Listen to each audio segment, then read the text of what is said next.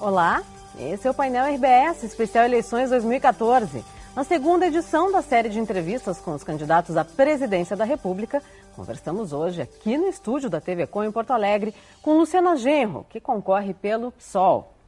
Essa entrevista está sendo transmitida ao vivo pela Rádio Gaúcha para todo o Rio Grande do Sul e também será transmitida pela CBN Diário de Santa Catarina. Também será vinculada na íntegra dos nossos sites e na TV Com, Gaúcha e Catarinense. A cobertura completa estará nos jornais do Grupo RBS. Participam também dessa entrevista os colunistas Rosane de Oliveira e Túlio Milman, do jornal Zero Hora. Candidata, muito obrigada pela sua presença. Eu que agradeço. Candidata, o PSOL apoiou, inclusive esteve nas ruas ao lado dos manifestantes do ano passado. Por que neste momento, no momento da eleição, o partido, de acordo com as pesquisas, não consegue catalisar, transformar esse apoio em votos? Bom, Carolina, primeiro eu acho que nós temos ainda um tempo até a eleição, né? As pesquisas mostram um retrato momentâneo. O PSOL tem uma dificuldade muito grande em ser visto pelas pessoas, tá? Porque as estruturas de campanha são muito desiguais, o tempo de televisão, né, da propaganda eleitoral gratuita e a cobertura da mídia, né? Se a gente assiste os principais telejornais, nós podemos pensar que só tem 3 candidatos. Tá? Então, isso acaba gerando nas pessoas a sensação de que a candidatura do PSOL está fora do jogo, digamos assim. E até um voto útil numa candidatura menos pior. Mas eu tenho muita convicção de que o PSOL ainda vai crescer.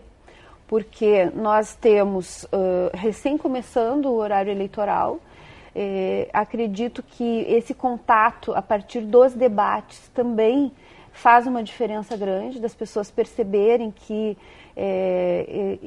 as 3 candidaturas que estão na frente nas pesquisas são muito semelhantes e perceberem também que a eleição tendo 2 turnos, é possível escolher o melhor no primeiro turno e aí então, no segundo turno, fazer um voto útil no menos pior. Mas eu tenho muita convicção de que se eu tivesse o mesmo espaço na mídia que tem as 3 candidaturas que estão na frente nas pesquisas, o PSOL cresceria muito. Né?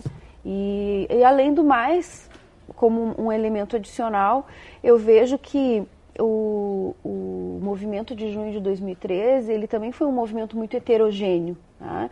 Não teve uma característica marcante de ser um movimento de esquerda.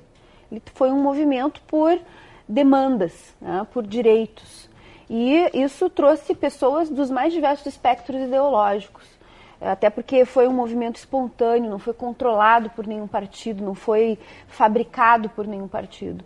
Então é natural que as pessoas, inclusive que participaram dos momentos do auge daquele movimento, onde foram realmente milhões nas ruas, sim, se identificam com diferentes candidaturas. Rosane, por favor. A senhora está convencida de que o discurso da esquerda, uma esquerda mais radical, ainda tem poder para encantar as pessoas no Brasil?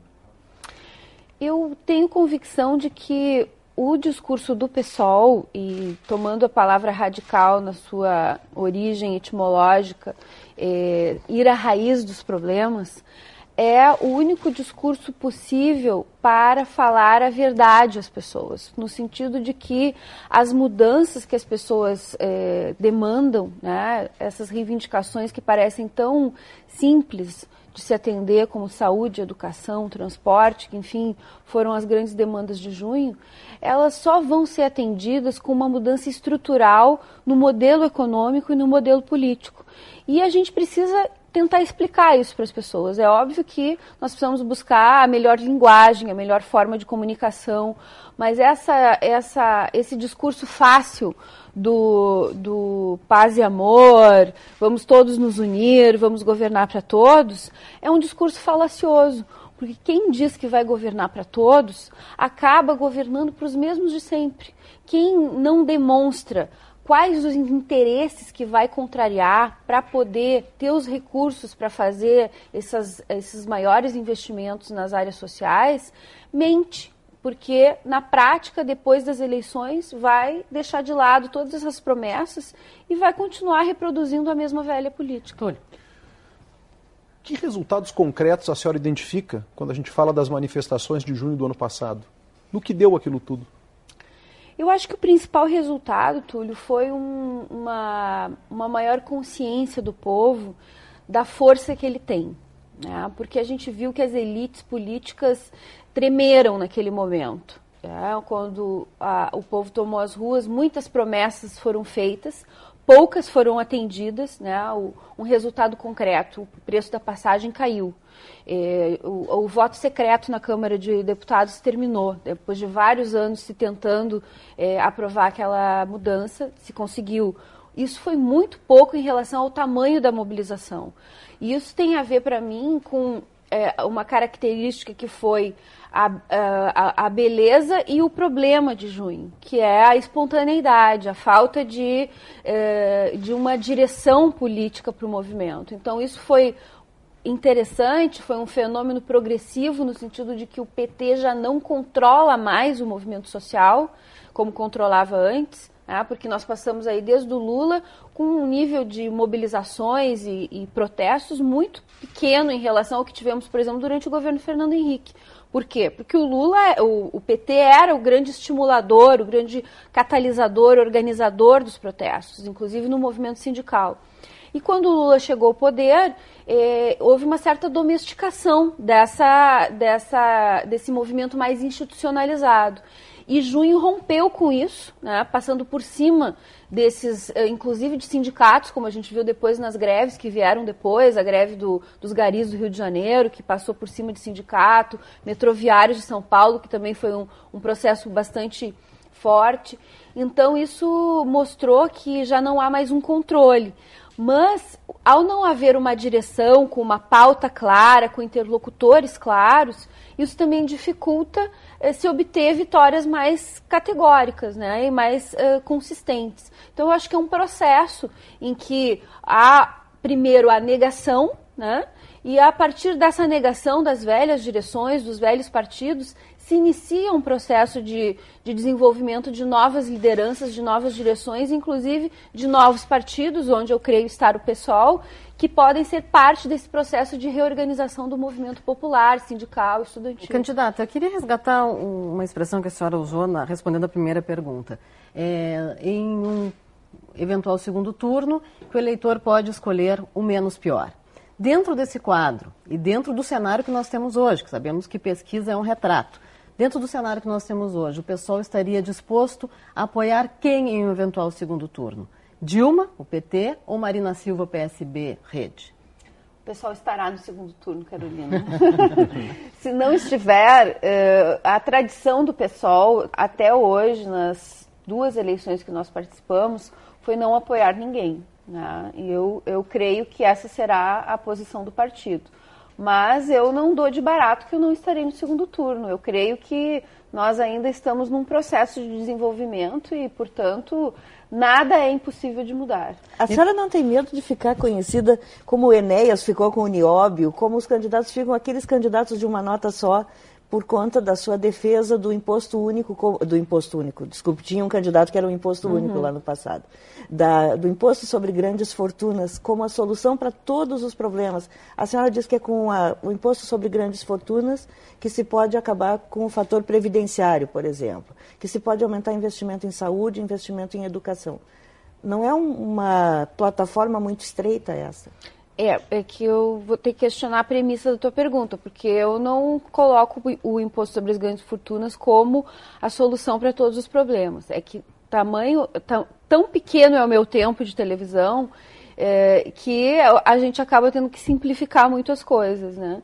Para caber nos 52 segundos que nós temos. Mas nós temos uma plataforma bem ampla de medidas que começam com uma revolução na estrutura tributária, onde o imposto sobre as grandes fortunas é uma das medidas, né?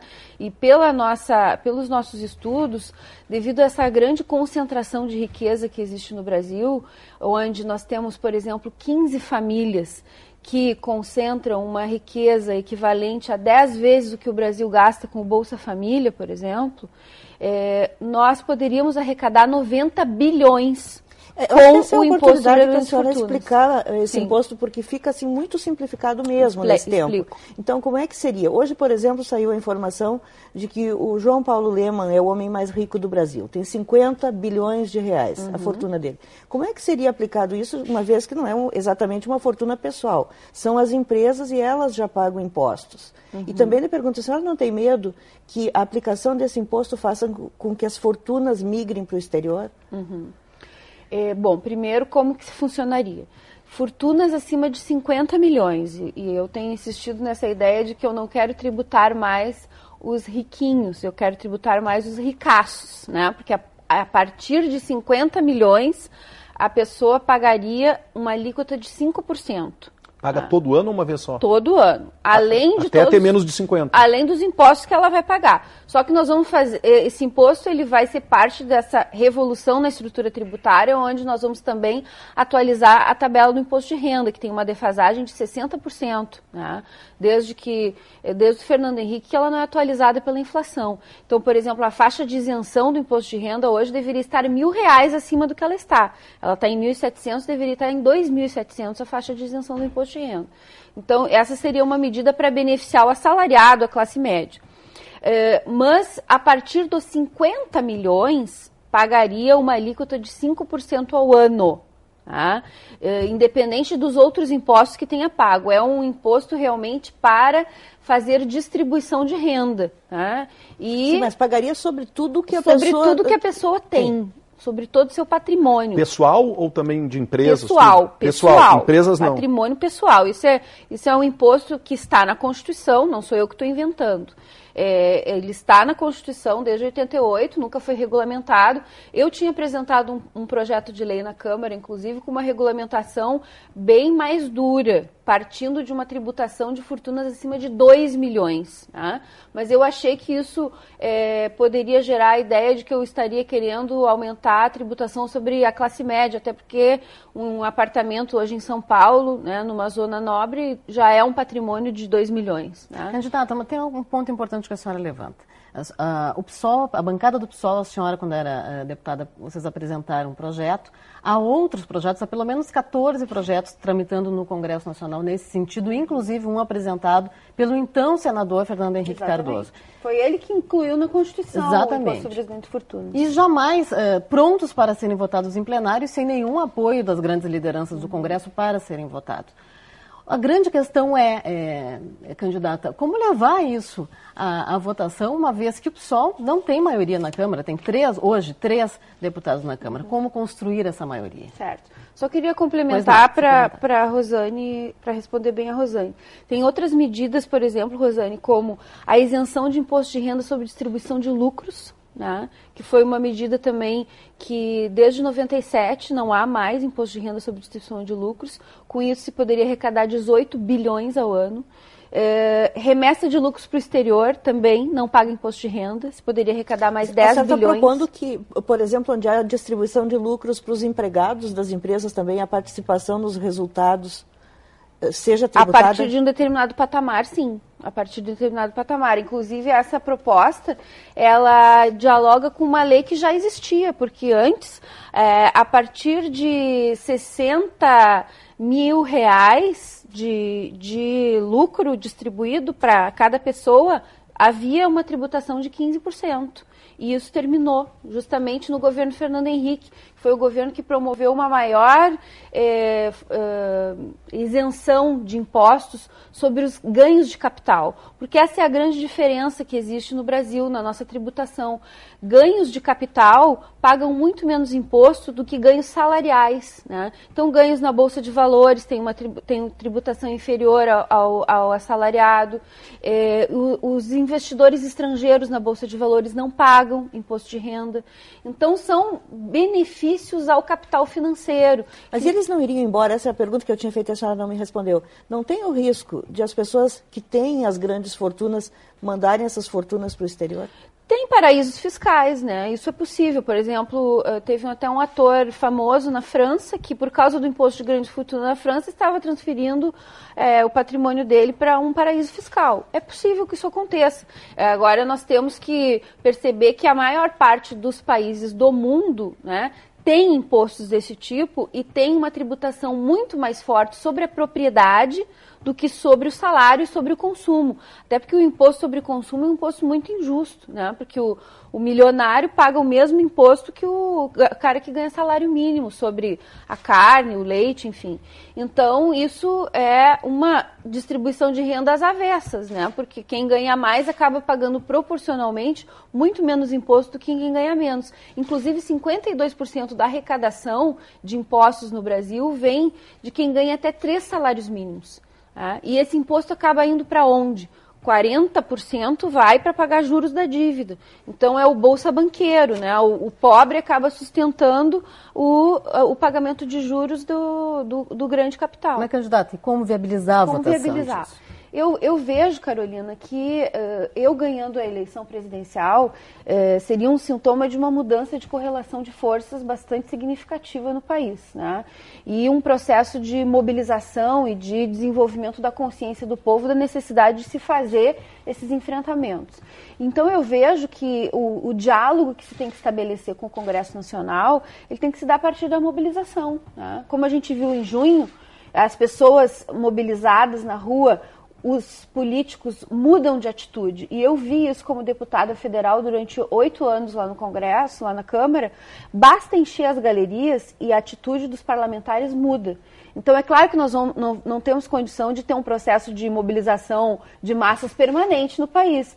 Mas, à medida que o povo estiver mais atento, pressionando e, através, inclusive, das redes sociais, da própria mídia, fazendo com que os deputados sejam tensionados a votar, até porque as medidas que eu vou apresentar ao Congresso serão medidas populares, ao contrário, por exemplo, das medidas que o Lula fez usou o mensalão, por exemplo, para quê? Para aprovar a reforma da Previdência, que era uma medida impopular. Havia uma greve dos servidores públicos contra a reforma da Previdência. Então, ele não pode apelar ao povo para aprovar algo que é contra os interesses do povo. Como eu pretendo apresentar medidas que serão favoráveis aos interesses do povo, e podem me chamar de populista, se governar a favor do povo é ser populista, podem me chamar de populista, eu vou ter um apoio popular para aprovar essas medidas. Candidato. E é a partir deste apoio, dessa mobilização, que eu vou negociar e dialogar com o Congresso. Dentro dessa visão, auto-intitulada pela senhora até mesmo de populista até certo ponto, eu queria conhecer um pouco mais da sua visão sobre relacionamento interpoderes e relacionamento institucional.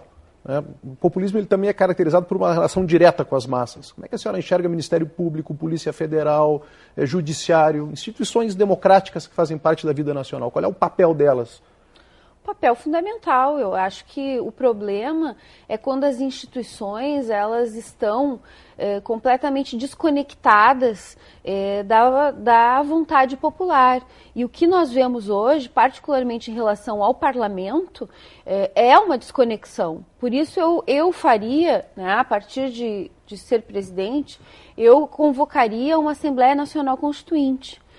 Para reorganizar essa estrutura política, valorizar mais os mecanismos de democracia direta. Paralela ao Congresso ou... Uma constituinte exclusiva para reorganizar toda a estrutura política do país. Né?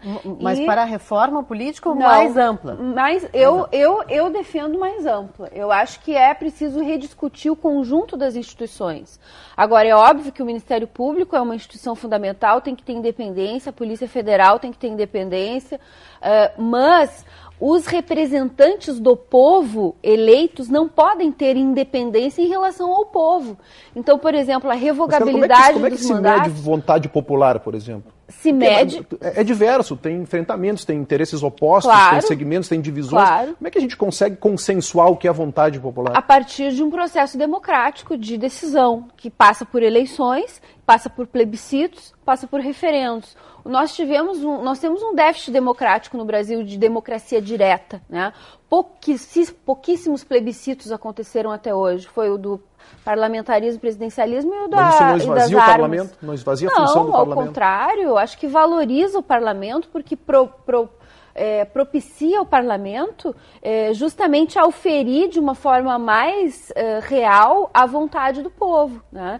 Então, por exemplo, decisões importantes em relação à economia do país, por exemplo, dívida pública, né? Eu faria um plebiscito perguntando ao povo se o povo acha justo que o Brasil continue fazendo um superávit primário de 90 bilhões de reais ao ano para pagar juros da dívida, ou se esse dinheiro deveria ser investido na saúde, na educação, enfim, nas áreas sociais. E esse momento do plebiscito seria também um momento de debate político sobre as consequências de uma medida como essa e se vale a pena, né, pagar o preço de fazer esse enfrentamento ou é melhor continuar com essa mesma lógica de submeter o país aos interesses dos mercados, do capital financeiro. Então, eu acho que confiar no povo, na capacidade do povo decidir, é muito importante, é muito necessário. Rosane. Eu gostaria de saber mais sobre a sua política econômica, né? Qual é a ideia, já que vocês do PSOL são críticos desse tripé que foi adotado no governo Fernando Henrique e mantido pelo presidente Lula e pela presidente Dilma. Vocês manteriam, por exemplo, o câmbio flutuante? Eu vejo, Rosane, que é preciso mudar completamente essa lógica da política econômica, né? Por exemplo, em relação ao câmbio, nós precisamos ter controle de capitais, né? O câmbio não pode estar submetido a essa lógica de emissão de títulos para captar os dólares que entram para o país de uma forma completamente irresponsável e são livres para sair no momento em que desejam. Tá?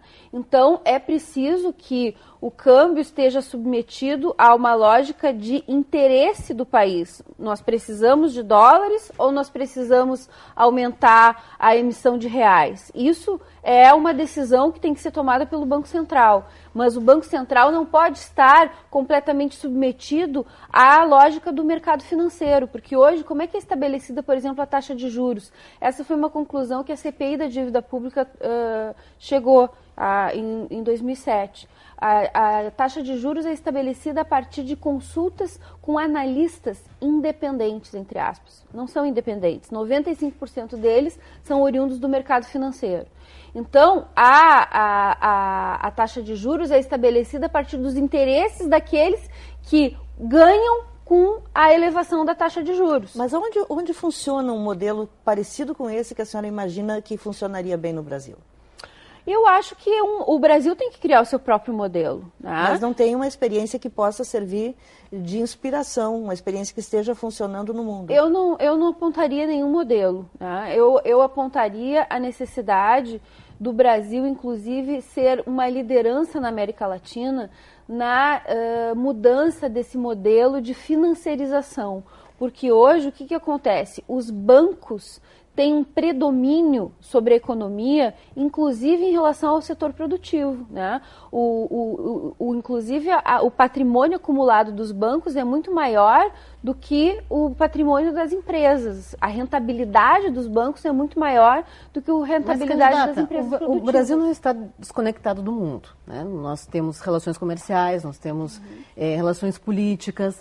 Uma quebra das regras da estabilidade econômica, que vem desde lá do Plano Real, não pode afastar investimentos importantes para o Brasil, recursos que vêm para o Brasil, capital que vem para o Brasil, para investimento na indústria, na infraestrutura, na geração de emprego. Isso não pode afastar esses recursos do país?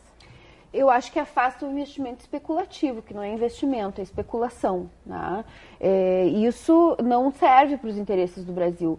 O que esses capitais ganham nessas operações de arbitragem, onde eles entram aqui comprando títulos públicos que pagam altíssimas taxas de juros a partir de empréstimos que eles pegam no exterior a juros zero, porque o juro na Europa, o juro nos Estados Unidos é praticamente zero. Por que o Brasil tem que pagar a maior taxa de juros do mundo se na Europa e nos Estados Unidos a taxa de juros está em quase zero?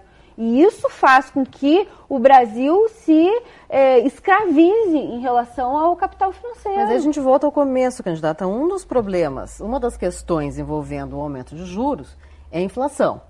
É o controle da inflação. Se aumenta o juro para controlar a inflação.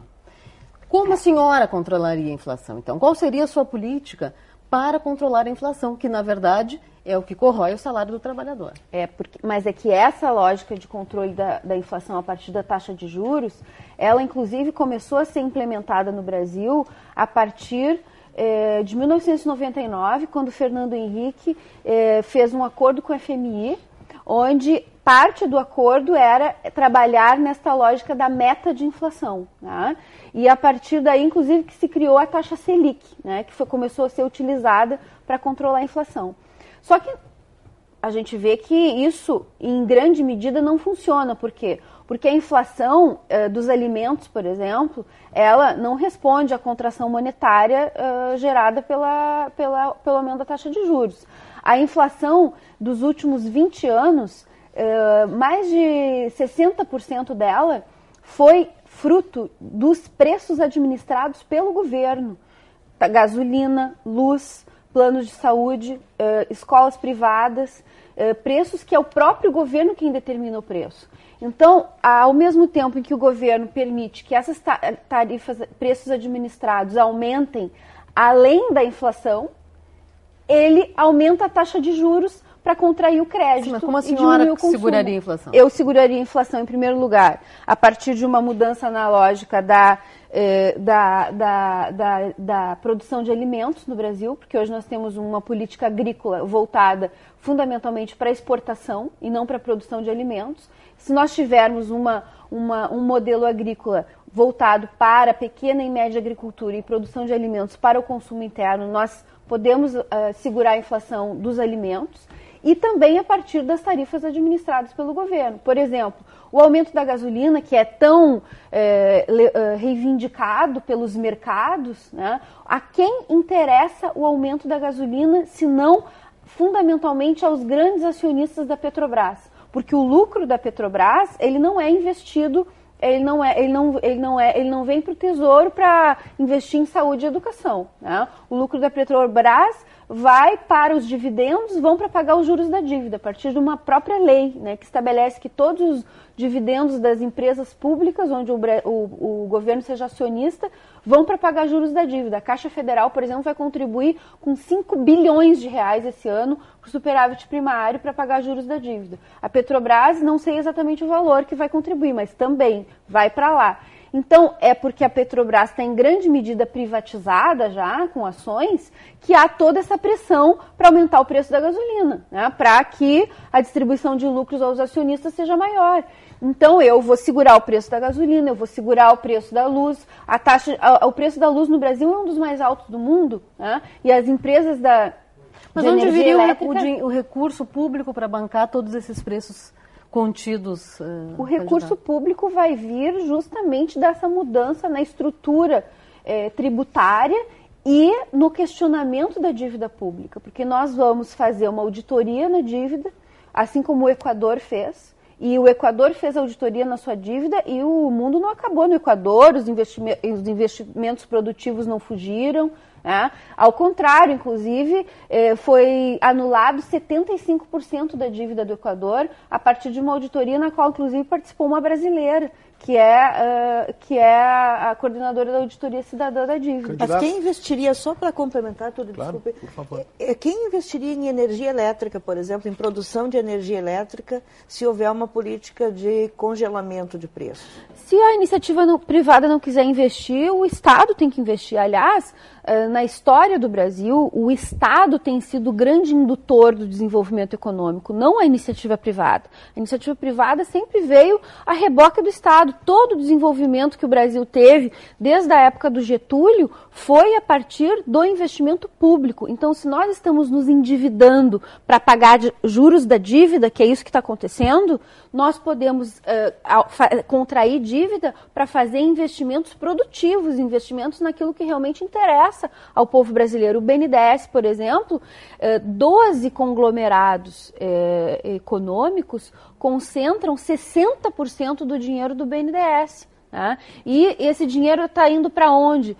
para empresas como a Friboi, por exemplo, que aliás é uma das maiores doadoras das campanhas eleitorais. A Friboi recebeu 7 bilhões de reais do BNDES para comprar pequenos frigoríficos, concentrar mais o setor e, daqui a pouco, elevar os preços. Porque quanto mais o setor ficar concentrado, mais eleva o preço, o que também gera inflação. Temos um minutinho nesse bloco. Tem que mudar essa lógica do financiamento do Estado para financiar justamente essas áreas que são estratégicas, como a energia elétrica. Candidata, a senhora tangenciou um ponto importante. Qual é a sua visão sobre doações, contribuições de grandes empresas para campanhas eleitorais? O PSOL tem uma regra estatutária para lidar com isso. Né? Nós não permitimos doações de bancos, empreiteiras e multinacionais. Da Friboi aceitaria? Multinacionais brasileiras também ou só estrangeiras? Multinacionais. O estatuto é dúbio em relação a isso, né? Em princípio, qualquer multinacional não se pode receber. Mesmo as com sede no Brasil e que tem atuação global. Eu entendo que sim. Essa foi uma discussão que nós fizemos no PSOL nos últimos 2 anos e chegamos à conclusão de que o estatuto fala em multinacional, portanto, qualquer multinacional não se pode receber. A Friboi, pela regra pura do estatuto, poderia receber, mas eu não receberia. Eles não me ofereceram. Não me ofereceram. E eu não receberia também, porque eu acho que existem certos setores da economia que têm relações promíscuas com o poder público. Né? Então, empresas que têm grandes interesses, por exemplo, e interesses no dinheiro público, como a Friboi, que tem essa relação direta com o BNDES, de grandes empréstimos, eu acho que não é saudável receber esse tipo de dinheiro. Né? Empreiteiras também não. Empreiteiras o Estatuto proíbe, justamente por causa dessa relação totalmente promíscua que as empreiteiras estabelecem com o poder público, inclusive sendo doadoras e, ao mesmo tempo, recebendo dinheiro a partir das obras, né? Muitas vezes obras superfaturadas, com os aditamentos contratuais que elevam seus preços a valores bem diferentes daqueles que inicialmente são contratados na licitação. Já lhe peço desculpas, vamos fazer um breve intervalo, tomar uma aguinha e a gente volta já, painel especial Eleições 2014, painel RBS, hoje, conversando com a candidata a presidente pelo PSOL, Luciana Genro. A gente volta já.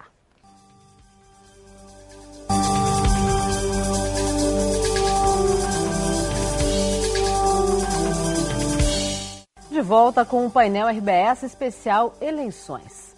Hoje recebendo a candidata à presidência da República pelo PSOL, Luciana Genro.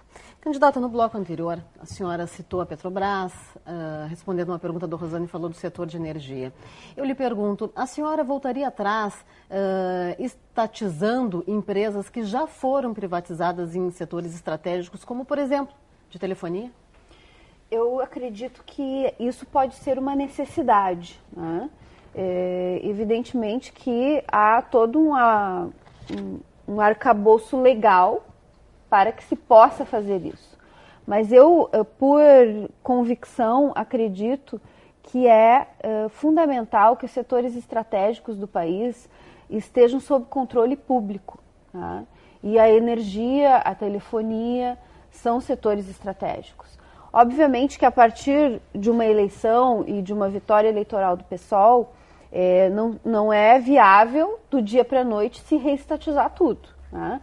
Mas à medida que o setor privado, como a Rosane me perguntou, se o setor privado não aceita um congelamento de tarifas, por exemplo, e começa a boicotar o governo, começa a provocar apagões, isso vai gerar, inclusive, uma brecha legal para que se possa fazer a reestatização. Tá? E eu acho também que é preciso discutir o que é uma empresa estatizada, porque hoje o Estado, né, é uma burocracia que não tem controle público. Então, isso também passa pela proposta de constituinte para rediscutir também o funcionamento do Estado e das instituições, né, para que elas efetivamente sejam públicas e não estatais no sentido de pertencerem a uma burocracia do Estado que não responde ao interesse da população. Por falar em burocracia, então, o Estado é travado, mesmo quando tem dinheiro as obras não andam. Como é que seria o dia a dia de um governo do PSOL para combater justamente essas estruturas que são estruturas pesadas, estruturas lentas que não andam? Eu acho que grande parte grande parte da explicação para que obras não andem tem a ver com corrupção, Rosane. Eu acho que há uma relação muito promíscua entre o setor privado e o setor público e que muitas vezes as empreiteiras acabam fazendo uma chantagem com os governos para aumentar o valor das obras, né? É só observar que o valor que elas ganham à licitação nunca é o valor final. Então elas paralisam a obra para chantagear, para ganhar mais. Mas né? Às vezes uma licença ambiental, por exemplo, demora anos para se conseguir. Tem como fazer a máquina do Estado ser mais ágil, ser mais rápida? Os funcionários públicos que são concursados, que são do quadro de carreira do Estado, também não estão hoje desestimulados, até porque trabalhando ou não trabalhando, a situação deles é a mesma? Sim. O problema da licença ambiental tem a ver com a desestruturação do setor público, né? E a falta de pessoal para fazer os estudos necessários, porque as licenças ambientais são fundamentais, não se pode fazer uma grande obra sem uma licença ambiental. Então, nós temos que valorizar o servidor de carreira, e aí eu acho que cargo de confiança é uma coisa pequena do ponto de vista financeiro, não se resolve o problema financeiro do Estado com diminuição de cargo de confiança, mas se resolve o problema da profissionalização do serviço público, porque cargo de confiança é sempre alguém que vem de fora, indicado por partidos que não necessariamente têm uma experiência e um conhecimento técnico. Então, reduzir drasticamente o cargo de confiança. Enquanto dos 20 mil hoje tem os 20 pela mil. Metade, pelo menos pela metade. O número de ministérios também cortaria? Não, o número de ministérios não necessariamente. Eu acho que o importante é diminuir o número de cargos de confiança. Mas aí a senhora promoveria concurso? E promoveria concurso. Por isso, o objetivo com o corte de cargos não é economizar, é qualificar, é dar ao servidor público de carreira com qualificação, melhores condições de trabalho e maior protagonismo, porque hoje muitas vezes alguém que tem conhecimento, que tem capacidade técnica está submetido a uma chefia que não conhece nada e que foi indicada por um partido. Candidato, eu queria mudar um pouco a pauta para falar de um assunto que nem é muito popular no Brasil, ele não é um assunto de densidade eleitoral, mas é de extrema relevância, que é política externa. Eu queria saber, na sua opinião, que valores devem nortear a diplomacia brasileira? Que valores devem nortear a política de relacionamento do Brasil com as outras nações do planeta? Os valores que estão na nossa Constituição, né? A própria Constituição brasileira estabelece os direitos humanos, a paz, né? A convivência pacífica e a autodeterminação dos povos como os valores que norteiam a nossa política externa. Eu acho que são valores corretos que a Constituição aponta. Evidentemente que há que se detalhar como, né, fazer valer esses valores. Eu vejo, por exemplo, que o Brasil precisaria cumprir um papel de maior protagonismo na América Latina para lutar contra esse domínio do capital financeiro. Quando eu falo das medidas que eu quero tomar, e a Carolina me contesta dizendo que que o Brasil não está isolado no contexto mundial, isso é verdade. Por isso que a política do Brasil também teria que buscar uma unidade na América Latina, né, para fazer esses enfrentamentos. A questão da democracia, ela é relevante no estabelecimento de parcerias, quer dizer, reconhecer no outro país ou impor isso de alguma forma ou exigir um regime democrático para ter uma parceria um pouco mais próxima. Isso faz parte desse conjunto de valores ou não? Sem dúvida que sim. Agora, há diferentes concepções a respeito de democracia. Tem gente, por exemplo, que acha que chamava o Chaves de ditador.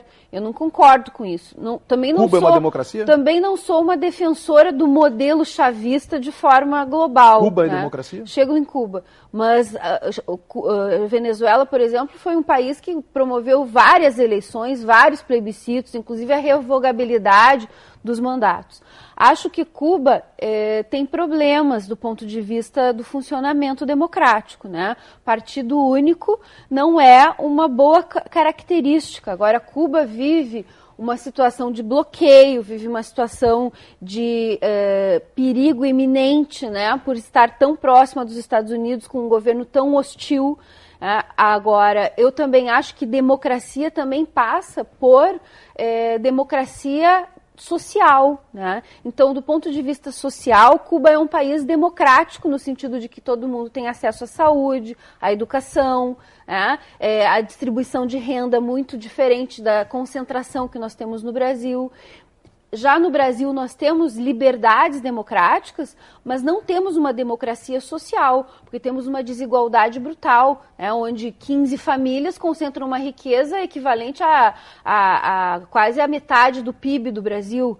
Então isso não é democracia também. Eu diria que nós não temos democracia plena em lugar nenhum do mundo hoje, porque onde há uma maior democracia social como Cuba, há déficit de liberdades democráticas. Onde há maiores liberdades democráticas, há déficit de democracia social. Mas nem na Suécia, na Noruega, nesses países que são exemplos de qualidade de vida? Esses têm um pouco mais de democracia social, embora também haja, né, uma desigualdade social. Mas se avançou bastante. Agora são exceções dentro de um modelo de capitalismo que a sua maior característica e a maior parte das experiências capitalistas no mundo são experiências de exclusão social, desigualdade, concentração de renda, que é a característica mais marcante do Brasil. Candidata Luciana Genro, quais seriam esses parceiros ideais dentro de um mercado internacional hoje, dentro do cenário que nós temos hoje? Por exemplo,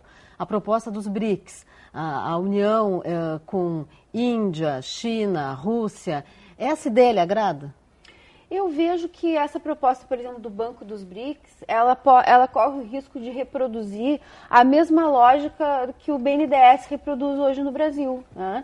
Que é uma lógica de concentração também. Então não adianta ter um contraponto ao FMI simplesmente com outros países. É necessário uma outra lógica também de funcionamento.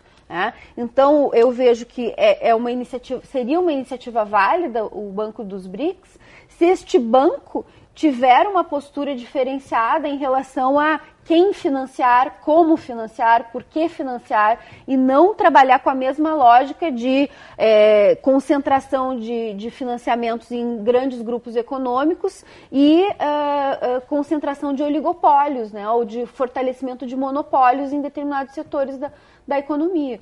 Então, é válida a ideia, mas é preciso discutir como essa ideia vai funcionar para que ela efetivamente signifique desconcentração de renda e não mais monopólios e mais poder concentrado nas mãos de poucos grupos econômicos. Candidata Luciana Genro, a senhora falou no primeiro bloco a respeito do encaminhamento ao Congresso Nacional de medidas populares de interesse do povo. Mas a gente sabe que governar não é só um pacote de bondades. Também governar é fazer maldades e é tomar medidas que muitas vezes não estão diretamente relacionadas ao interesse direto, imediato do povo. Algum remédio amargo para ter resultado imediato, logo em seguida. E a gente está vendo isso em vários países no mundo, por exemplo, na área da Previdência. Se a senhora tivesse que tomar uma dessas medidas amargas, quais seriam essas para botar a política econômica do Brasil nos eixos? É que eu vejo, Carolina, que o Brasil sempre tomou medidas amargas para o povo e nunca tomou medidas amargas para o capital. Então, é claro que eu vou tomar medidas amargas, só que eu vou tomar medidas amargas para o outro lado. Por isso eu tenho dito muito claramente, eu não vou governar para todos, eu vou contrariar interesses. Quem diz que vai governar para todos, acaba governando para os mesmos de sempre, para o grande capital. Então, eu vou contrariar interesses e vou tomar medidas amargas. O imposto sobre as grandes fortunas é uma medida amarga. O fim das isenções fiscais para setores da economia como os bancos é uma medida amarga. O aumento da tributação sobre os lucros é uma medida amarga. A suspensão do pagamento da dívida pública, principalmente a parte que vai para os bancos, que é a maior parte, é uma medida amarga. Mas especificamente em relação à Previdência, a senhora tem defendido o fim do fator previdenciário. A gente sabe que a população hoje está vivendo mais. No mundo inteiro, os sistemas de previdência estão ameaçados de falência se não adotarem medidas que restringam ou que inibam a aposentadoria precoce. A senhora é a favor de simplesmente acabar com o fator previdenciário ou de colocar alguma coisa no seu lugar, como, por exemplo, uma fórmula que combine tempo de contribuição e idade da pessoa? Em primeiro lugar, acabar com o fator previdenciário, né? E mudar, primeiro, rediscutir essa visão de que a previdência é deficitária, porque a previdência tem que ser vista dentro da Seguridade Social, e a Seguridade não é deficitária. Inclusive tem a DRU, né, que é a desvinculação de receitas da União, que rouba 30% dos recursos que, por lei, por disposição constitucional, deveriam estar destinados para a Seguridade. A contribuição sobre lucro líquido que as empresas pagam, que eu defendo que aumente, também faz parte dos recursos que compõem a Seguridade. Então, a gente não pode ver a Previdência só como o que eu pago e o que eu recebo, mas a Previdência é um esforço do conjunto da sociedade para garantir a aposentadoria das pessoas idosas depois que já contribuíram. Então, eu faria o fim do fator imediatamente, né? E mais, eu faria a revinculação do reajuste dos aposentados com o reajuste do salário mínimo, que foi outra herança maldita deixada pelo Fernando Henrique e que o PT foi contra, né? Na época que o Fernando Henrique votou, assim como o PT foi contra o fator previdenciário, e depois que chegou ao poder, manteve tudo isso, né? Então, nós temos que rediscutir as fontes de financiamento da Seguridade como um todo, para garantir a sua viabilidade, né? E, ao mesmo tempo, garantir a dignidade dos aposentados, que hoje não está garantida. Sua opinião sobre dois programas, Mais Médicos e Bolsa Família? Bom, mais médicos, sempre são necessários mais médicos, né? Eu vejo que esse programa do governo, ele dialogou com uma preocupação e um problema real do povo, que é a falta de médicos. Mas eu prefiro um programa que estabeleça uma carreira para os médicos. Eu acho que o médico ele é tão importante quanto um juiz. Tá? Ele é tão importante como um membro do Ministério Público. Ele também merece uma carreira. Então, isso ajudaria, tendo uma carreira, ajudaria, por exemplo, a resolver esse problema dos médicos que não querem ir para os pequenos municípios. Se ir para um pequeno município durante um período for parte de uma carreira que o médico sabe que vai ter para a sua vida toda, inclusive com a sua aposentadoria garantida depois, ele vai. Né? Então, eu acredito que carreira para os médicos é fundamental. Mas como uma medida emergencial, eu não acabaria com o programa Mais Médicos até que o problema seja sanado. Né? Mas terceirização, porque na prática é isso, né? Bolsa para médicos, não é uma carreira digna para uma profissão tão importante. Aliás, para nenhuma profissão. Eu sou totalmente contrária a esse sistema de terceirizações que o governo vem implementando cada vez mais. Candidata Luciana Genro, vamos falar de outro... Pois não. Família. Não, fica à vontade. E o Bolsa Família, veja só, ele representa 0,5% do orçamento do país. Né? Então, é um gasto muito pequeno em relação ao tamanho do problema que nós temos de pobreza. Inclusive, o valor que o governo estabelece de R$70 não é reajustado desde o Lula. Desde que o Lula ganhou a eleição, que estabeleceu essa faixa de R$70 para a pessoa sair da miséria. Né? E hoje nós já teríamos 24 milhões de pessoas dentro do conceito de miseráveis se esse valor dos R$70 tivesse sido reajustado. Então, eu manteria o Bolsa Família, eu aumentaria os gastos com o Bolsa Família, à medida que eu vou diminuir os gastos com o Bolsa Banqueiro, mas, obviamente, como um programa transitório, né, no sentido de que, se eu pretendo desconcentrar renda e gerar crescimento do emprego, eu posso, né, ter uma perspectiva de saída desse processo de assistência social. Mas ela é fundamental e tem que ser mantida enquanto for necessário. Eu lhe interrompi porque eu queria aproveitar a resposta que a senhora estava dando com relação a uma carreira importante, que é de médico, de juiz. Queria falar de outra, de professor. E entrar nessa questão da educação, que também é importantíssima, candidata Luciana Genro. Como assegurar, como a partir da União, do governo federal, assegurar que os estados paguem pelo menos o piso aos professores, que esses professores sejam bem remunerados? O governo federal teria algum mecanismo, alguma ferramenta para garantir que um professor seja bem remunerado? Recursos. Não tem outra saída, né? Tem que criar um fundo do governo federal para ajudar os estados a pagar o piso dos professores. Além disso, eu acho que tem um problema que os estados enfrentam, que o Rio Grande do Sul é um dos que enfrenta, que é o problema da dívida do estado, né? Aliás, a minha primeira medida como presidente da República seria renegociar esses contratos da dívida. Aliás, coisa que o PT defendeu muito quando era governo aqui, na época do Olívio, né, inclusive com uma ação judicial. O próprio governador Tarso Genro também defendeu isso e não consegue, com o próprio governo Dilma, não consegue.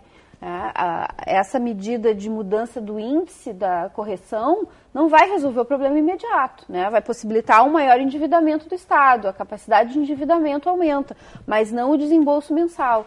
Então, havendo uma mudança na lógica da economia do país, de questionamento desse esforço fiscal brutal que os estados têm que fazer e que a União tem que fazer para pagar os juros da dívida, é possível abrir maior espaço fiscal para os estados terem mais recursos para pagar o piso e, ao mesmo tempo, também a própria União contribuir para isso, né? A partir de um fundo nacional que possa ajudar os estados em maiores dificuldades a garantir o pagamento do piso. Deputada, eu gostaria de saber qual é a sua opinião sobre o papel das Forças Armadas. Tudo que se ouviu da senhora sobre Forças Armadas até agora, eu pelo menos, foi que o Exército deveria pedir desculpas ao país pelas torturas. Mas em relação ao papel das Forças Armadas, a senhora é a favor, por exemplo, de colocar o Exército na rua para combater a violência em favelas? De forma nenhuma, totalmente contra. O papel das Forças Armadas é um papel de garantia da nossa soberania, das nossas fronteiras. Em hipótese alguma pode ser um papel de segurança interna, até porque as Forças Armadas são treinadas para a guerra e, portanto, não podem lidar com a população, porque com a população não há que se estabelecer uma guerra. Ao contrário, o papel da polícia, e eu vou além, eu defendo justamente a desvinculação das polícias, das Forças Armadas, a desmilitarização, justamente porque essa lógica da guerra que permeia as Forças Armadas também está incrustada nas nossas polícias, né? E é por isso que a polícia vai para as favelas, não precisa nem do Exército para ocorrer isso, a própria polícia vai para as favelas executando, né? De forma extremamente violenta, porque a lógica que ela está incorporada é uma lógica de guerra. E eu defendo que a polícia tenha o papel de proteção e não de violência, como a gente viu nas manifestações, como a gente vê cotidianamente nas periferias das grandes cidades. E então é preciso uma mudança profunda na lógica da segurança pública do país, inclusive nessa famigerada guerra às drogas, né, que serve justamente para se estabelecer uma verdadeira guerra aos pobres, legitimando a ação violenta da polícia a partir de uma suposta guerra às drogas, legitimando execuções sumárias, torturas, né, como a gente viu do Amarildo, da Cláudia e tantos outros anônimos que diariamente sofrem a violência policial. A senhora está disputando a presidência da República, mas é gaúcha, né, e tem relações familiares com o governador do estado, é filha do governador. Então eu quero lhe fazer uma pergunta que tem dois vieses, o federal e o estadual. Ela é uma pergunta batida, né, mas eu vou fazer igual. Queria que a senhora desse uma nota de 1 a 10 para o governo Dilma e para o governo Tarso e explicasse o porquê da nota, rapidamente. Olha, para Dilma, eu vou dar nota 0. 0? Vou dar nota 0, sabe por quê? Ela não acertou nada? Não é que ela não tenha acertado nada, porque a nota é uma coisa simbólica, né? Eu acho que dar nota é uma coisa muito arbitrária. Mas eu vou dar nota 0 simbolicamente, porque eu acho que o PT tinha uma responsabilidade de fazer mudanças estruturais no Brasil.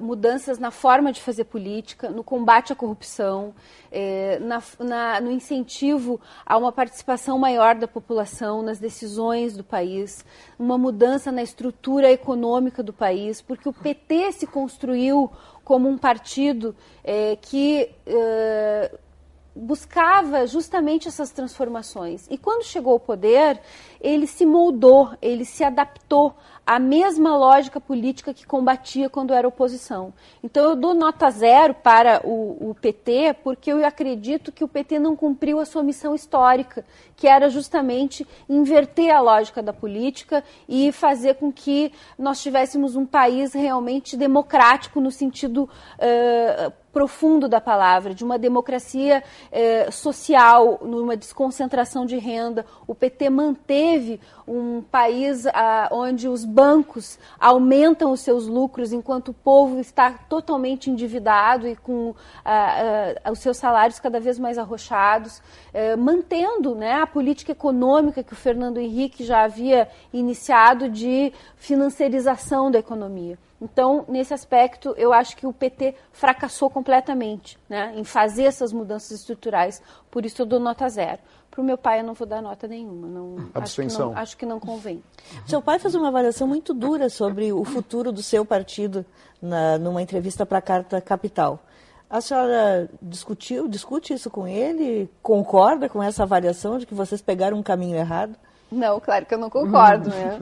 Acho que o caminho errado, quem pegou foi o PT, né? E eu tenho grande admiração pelo meu pai, e a nossa relação pessoal nunca foi abalada pelas nossas diferenças políticas, né? Admiro ele, inclusive, pela visão crítica que ele tem do próprio PT. Nessa mesma entrevista que tu mencionas, ele próprio discorre sobre isso, né? E pela luta que ele faz ali dentro do PT. Ele acredita que ainda vale a pena lutar dentro do PT para mudar esses rumos, esses caminhos. Então eu tenho enorme respeito e carinho por ele como pessoa e admiração por ele como político, mas evidentemente que não concordo com os caminhos que ele escolheu. Mas dentro do próprio PSOL, candidata Luciana Genro, não há contradições e a busca de um caminho menos, vou usar a palavra aqui de novo, radical. Por exemplo, o senador Randolfo Rodrigues, seu colega de partido, já se aliou a lideranças do DEM no estado dele, nas eleições passadas, né? Buscando uma aliança, buscando se viabilizar politicamente naquela região. Isso não representa também que o partido está buscando um outro caminho? Ou não? Não é nenhum sinal disso? Ele teve apoio de lideranças do DEM, não chegou a fazer aliança. E foi muito questionado no partido por isso, né? É evidente que toda a política institucional ela está moldada para tentar cooptar os rebeldes, né? Aliás, o Sartre já disse isso há muitos anos atrás, né? Que a institucionalidade ela sempre tenta cooptar os rebeldes e domesticar os rebeldes. E alguns são cooptados e são domesticados. O Randolph foi cooptado? Não, acho que ainda não, mas sempre há o risco. Todos nós estamos, né, permanentemente sob essa tentação de trilhar o caminho mais fácil, né? Mas eu tenho a convicção de que esse caminho mais fácil ele não vale a pena. Por quê?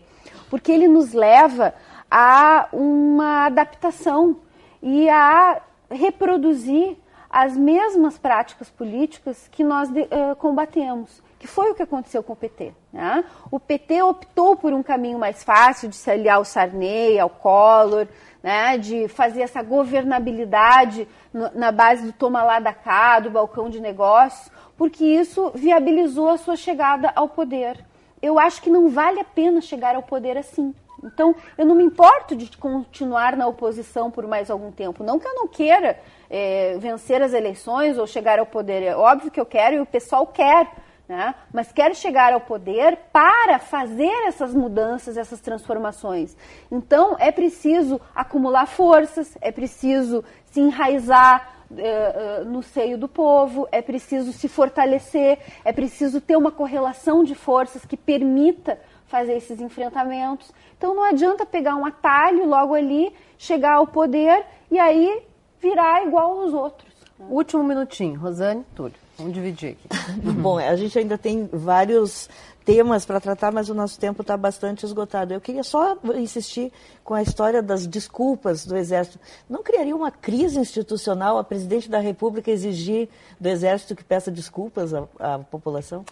Eu acho que tem muita gente dentro do Exército, dentro das Forças Armadas, que tem vergonha desta postura que os atuais comandantes estabelecem, né? Essa declaração do comandante do Exército de que ninguém poderia falar, a não ser ele, sobre o que ocorreu na ditadura, eu tenho certeza que agrediu a consciência de muitos membros das Forças Armadas. Então, a questão é que eu escolheria para o comando, tanto do Exército, da Aeronáutica, da Marinha, pessoas que tenham esta visão, né? E mandaria para casa, para a reserva, para o pijama, esses que continuam com uma visão de entender que as Forças Armadas têm o direito de violar os direitos humanos do povo. Esses têm que ir para casa. A senhora tangenciou o tema no primeiro bloco. No seu caso, no seu entendimento, ser chamada de radical é elogio ou é crítica?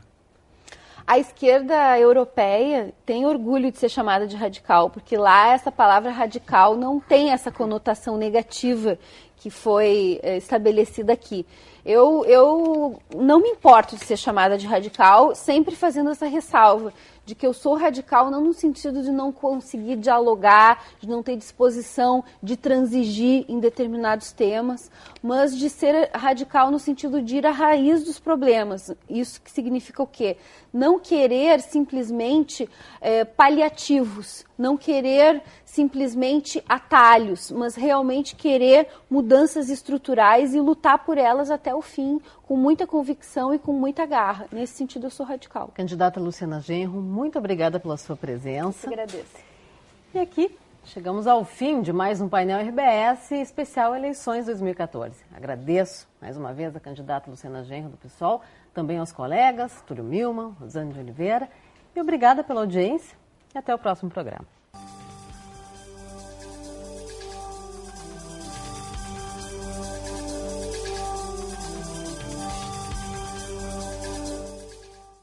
Você tem opção. PSOL. Essa é Luciana Genro, 43 anos, casada com Sérgio, mãe do Fernando. Advogada dos direitos humanos, ex-deputada, fundadora do PSOL. Luciana é candidata à presidência da República. Eu sou Marcelo Yuca e fecho com ela.